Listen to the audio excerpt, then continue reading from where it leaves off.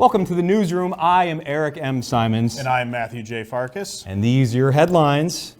A Canadian man has set a new world record for most hot sauce consumed in 3 minutes.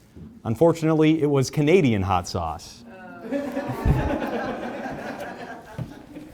11 members of an Ohio Amish family were rushed to the hospital after ingesting toxic mushrooms they foraged earlier that day themselves. The family first noticed the effects of the shrooms when their butter churning turned into some sort of weird musical break.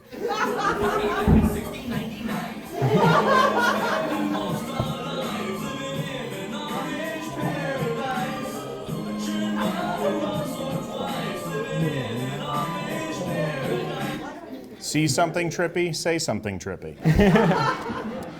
An AI image of Donald Trump helping hurricane victims went viral recently. However, like most AI images, you can tell it's fake by the hands. In this case, they're normal size. A prostitution ring at a San Diego spa was uncovered after nearby churchgoers at a Bible study complained to police about hearing loud sex noises. After the bust, one churchgoer claimed, "We're the only ones to get to scream, oh God, around here." And if you think about it, both groups were just looking for a happy ending.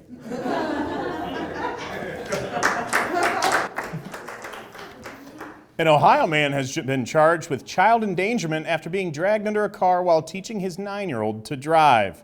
How is this child endangerment? It was a Subaru. That kid was in the safest place they'll ever be in their life. Portland Airport Police seized 10 grams of meth from a couple who hid it in a novelty bag that said, "Definitely not full of drugs." However, the bag wasn't the only thing to tip off police. The car had a "Crack Baby on Board" sticker. And during a strip search at the jail, police discovered one of the suspects had a tattoo above their ass crack that read, "Definitely not drugs in there either." This just in, our sources have confirmed that Sherrod Brown likes his avocado toast with a side of NPR. Sherrod Brown, too liberal for Ohio.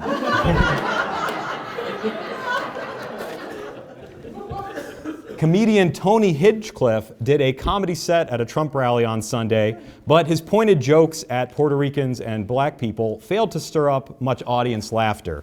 A floating island of garbage in the middle of the ocean right now. Yeah. I think it's called Puerto Rico. Okay, all right. Fun, we carved watermelons together. It was awesome. You guys are, this is a groany little morning crowd, huh? Attendees claimed that Tony's comments missed the mark, but he's not the only one to miss the mark at a Trump rally. A new approach to addiction treatment has been gaining some attention. Doctors have found that giving patients gift cards in return for negative drug tests had a positive effect with meth addicts. Guys, I think my grandma's a meth addict.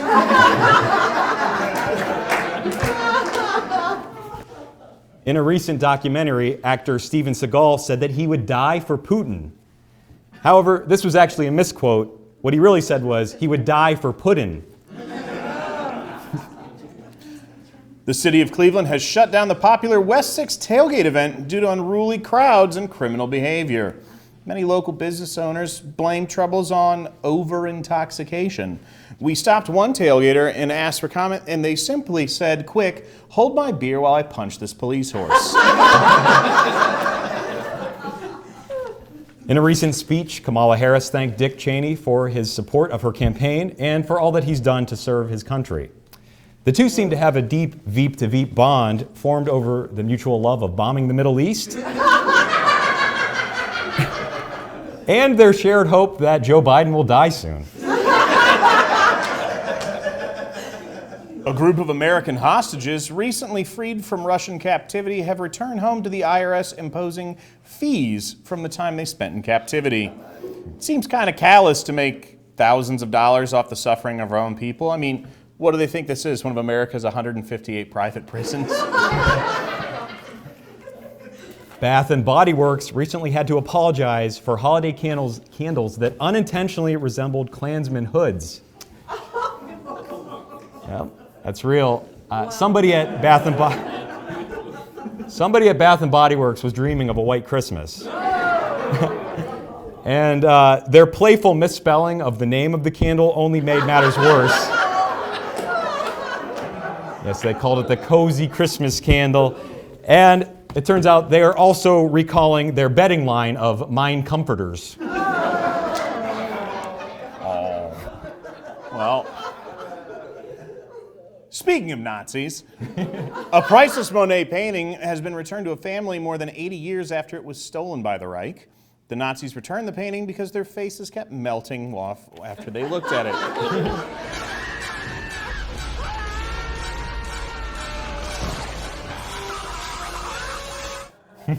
He really could paint.